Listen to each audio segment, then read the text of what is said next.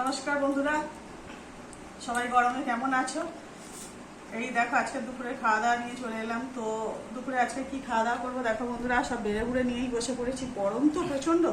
এই ভাত নিয়েছি, এই শশা নিয়েছি, আর এই হচ্ছে আমের চাটনি, আর এখানে আছে এই যে ডাল, মুসুরির ডাল ভিজিয়ে পেঁয়াজ দিয়ে বড়া করেছি, আর এটা হচ্ছে কাঁকরোল আলু ভাজা।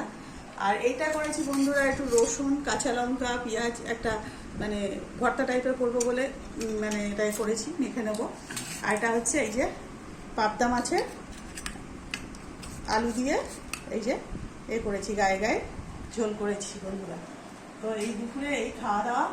আর এই সঙ্গে আছে এই যে আমের টক, এই টকটা রেখেছি, গরমে টক না হলে তো খাওয়া দাওয়া হবে না বন্ধুরা। তো আজকে দুপুরের এই খাওয়া দাওয়া।